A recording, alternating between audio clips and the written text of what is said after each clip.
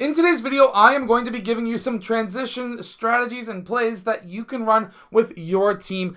I am currently running a few of these with a younger team that would be equal to 12U in the United States. So let's get down. Let's check these out really quickly. If you want a really deadly defensive strategy, make sure to go check out my Deadly Defensive Strategies book that is down in the description below. That's going to be able to basically trap the other team in a lot of different situations. So really quickly, let's get down and let's check out these transition plays. So I've actually changed up my strategy when it comes to outlet passes. Before, I wanted to have a couple of wing players. We would get the outlet pass depending on who got the rebound, and then we would try to push the ball back down middle. I'm actually changing my strategy massively. So first, I teach this with 3 players. So right now I'm teaching this with 3 players. I've got a player in the corner, player on the wing, and of course the rebounder. I put up the shot, rebounder gets the ball. I have player 4 who's cutting across, doing a banana cut across the free throw line, and I want an outlet pass to player 4. Now in game it might be along the 3-point line, but either way, I want a cut either along the free throw line or along the 3-point line. Wherever they cut, I don't care as long as player 4 gets that ball. Meanwhile, player 2 is going to be sprinting down the sideline, and player 5, he is going to be sprinting up the opposite sideline.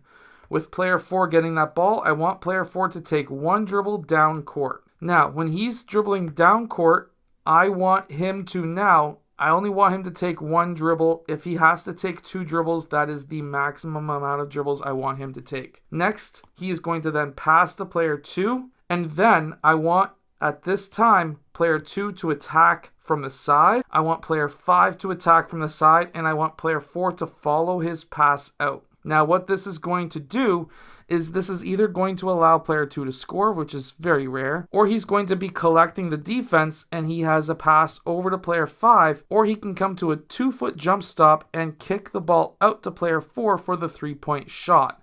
And while this is transition and you may not want a 3-point shot, I do in my strategy as I've got a lot of shooters, but I like it because I've got 2 guys already at the rim ready for the rebound. So kicking it out is totally okay for a 3-point shot, because if we miss, I have the big guy on this side in most cases, and I've got a secondary rebounder here. Now, you can teach this with 5 players as well. Basically, I'm going to tell you right now, in an actual game, you're probably going to have players out like this. When this happens, they're obviously going to be spreading out, and then because the rebound was on this side, player 2 is going to be the one who cuts across. Now, player 5 is going to be outletting that ball to player 2. Player 4 is going to be the one who is spreading the court down the sideline, same as player 1. Player 2 is doing that banana cut and is now dribbling down court. He can pass now to either player 1 or to player 4. Personally, I would prefer player 1,